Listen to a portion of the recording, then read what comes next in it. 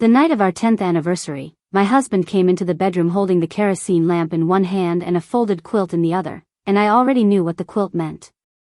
He set the lamp on the little pine table by the window. He set the quilt on the chair. He did not look at me when he closed the door. He only said, quiet as a hymn, "It's our night, Rebecca." And I understood, the way Amish wives learn to understand, that my body was about to belong to the calendar again. My name is Rebecca, and I grew up in a strict old order Amish settlement in Lancaster County, Pennsylvania. I left when I was 29, 3 years after that anniversary. Today I tell the stories we were taught to swallow, the ones that never made it into the pretty photographs of buggies and quilts. If you grew up in a world where silence was called obedience, tell me in the comments. Subscribe, and stay close. I read every single message, because I know how long some of you have been carrying yours alone. To understand what happened in that room, you have to understand the shape of the world I came from. Old Order Amish life is built around the ordnung, the unwritten and half-written set of rules that governs everything from the width of a hat brim to the tone of a woman's voice. The bishop holds the ordnung. The ministers hold the bishop. The men hold the ministers. And the women, we hold everything else. We hold the bread, the babies, the buckets, the shame, the silence. Especially the silence. From the time I could walk, I was taught that a good Amish woman is a soft one. Soft hands folded in her lap during church. Soft voice when speaking to her father. Soft answers to a husband, even when your chest is full of hard ones. We wore the prayer cap not just as a symbol of submission to God, but as a daily reminder that our heads were not our own. My mother used to smooth mine down every Sunday and whisper, "Keep it straight, Rebecca. Keep yourself straight." She was not being cruel. She was passing down a survival manual the only way she knew how. Marriage, in our world, was not something you chose the way English girls choose. It was something you were funneled toward, gently, from the age of about 16. The singings, the youth gatherings, the buggy rides in the dark, all of it was a slow, polite hunt. By 19 I was engaged to Amish. He was 3 years older, from a respected family, a good farmer, a steady singer in church. Everyone said I was lucky. I believed them. I wanted to believe them. What no one tells you, before you kneel at that wedding table and promise before God and the community, is that certain things become the husband's, quietly and permanently, the moment the ceremony ends. Not written. Never written.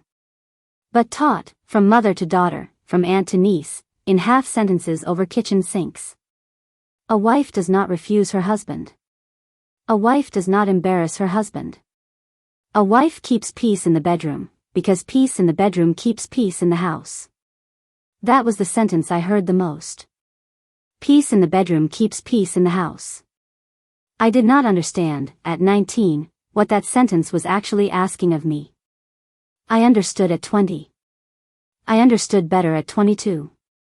And by our 10th anniversary, I understood it in my bones. The anniversary tradition in our settlement was small and quiet, like everything else. No cards. No gifts from a store. A husband might bring his wife a jar of preserves he had traded for, or a new apron pin. And there was the other thing. The thing older women only mentioned by tilting their heads. On the anniversary night, a husband was allowed his due. That was the phrase. His due. As if a woman were a bill that came around once a year with interest. You have to understand, most nights in an Amish marriage are not spoken about at all. You go to bed early because the lamps cost money and the mornings start at 4. You lie under the quilt in your nightdress with your prayer cap still on the dresser, and whatever happens, happens in the dark, and you do not name it in the morning. But the anniversary was different. The anniversary was the one night the unwritten rule stepped forward and said its own name out loud. His due. And a good wife did not measure it. A good wife did not count. That 10th anniversary night, Amish took what the community said was his. And then, later, when I thought the lamp had been blown out for good, he took it again. I remember the cold of the wood floor under my feet when I finally got up. I remember the smell of the kerosene still hanging in the room. I remember thinking, very calmly, that something inside my chest had folded itself into a smaller shape, the way you fold a quilt you are putting away for a season you are not sure will come again. I did not cry. Amish women my age had mostly forgotten how. We had learned instead to become smaller. Smaller opinions. Smaller appetites. Smaller footsteps on the stairs. Smaller until there was almost nothing left in us to refuse with. The next morning I made breakfast. Scrapple, eggs, coffee, bread. Amos said grace. We ate. He went to the barn. I washed the dishes. My hands did not shake, which frightened me more than if they had. That was the morning I understood that my body had learned to speak a language my mouth was not allowed to use. My shoulders knew. My jaw knew. My stomach knew. Only my voice was still tied. I tried, once, to talk to my mother. Not directly. We did not have direct words for these things. I said, over the sink, sometimes I am very tired on the day after our anniversary. She kept peeling potatoes. She did not look up. She said, your grandmother was tired too, Rebecca. It passes. A good wife does not weigh it. That was the warning. That was the whole sermon. A good wife does not weigh it. Later that year I tried an older cousin, Sarah, who had been married almost 20 years. She was hanging laundry in the cold, her fingers red, her breath making small clouds. I said, Sarah, is it always like this? She did not ask what this was. She already knew. She looked at me for a long moment over the clothesline and said, Rebecca, some doors in a house you do not put a lock on. You just learn not to stand behind them. Then she went back to pinning up shirts. That was how Amish women warned each other. In riddles. In laundry. In the space between two clothespins. For a long time after that, I tried to be the wife the community wanted. I canned tomatoes until my back ached. I bore 2 children and lost one before she was born. I sat on the wooden bench in church every other Sunday with my hands folded and my cap straight, and I listened to men explain what God wanted from women. I told myself the tiredness was my fault. I told myself the folding shape in my chest was pride, and pride was a sin, and I should pray it smaller still. The realization did not come as a lightning bolt. It came as a slow, cold clarity, the way winter comes to a farmhouse. I began to notice that the rule was never written anywhere. Not in the Bible I read by lamplight. Not in the ordnung the bishop recited. Not in any sermon I could point to. His due was not scripture. It was scaffolding. It was something the community had built around scripture and then forgotten was not scripture itself. And once I saw the scaffolding, I could not unsee it. I saw it everywhere then. In the way girls were praised for being quiet.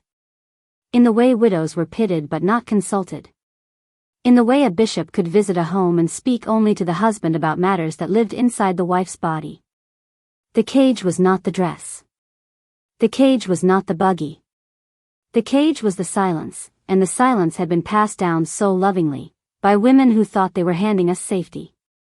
I left in the spring I turned 29. I took my son. I left in daylight, which was its own kind of refusal. I will not tell you every detail of that leaving, because some of it still belongs only to me.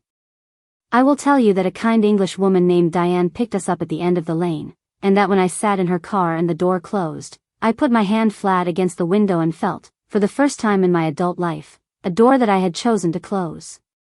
Months later, in a small office with a soft lamp, a therapist asked me a question no one in my old world had ever asked.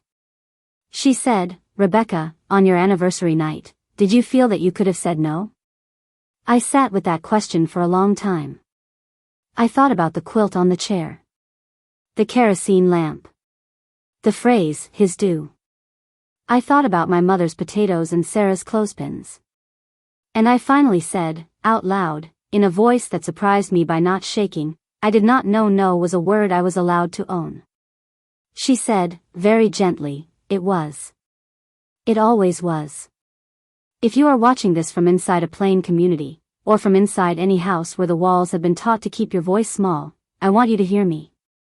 The rule that hurt you the most may be the one no one ever wrote down.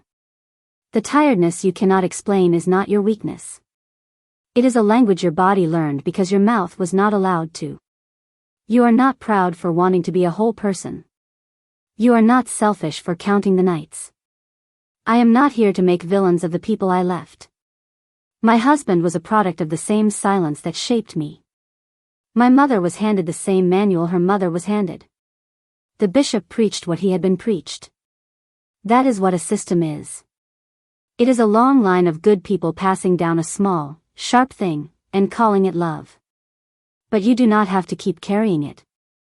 The silence was never holy. It was just silence. And your no, quiet as a kerosene flame, was always a whole sentence.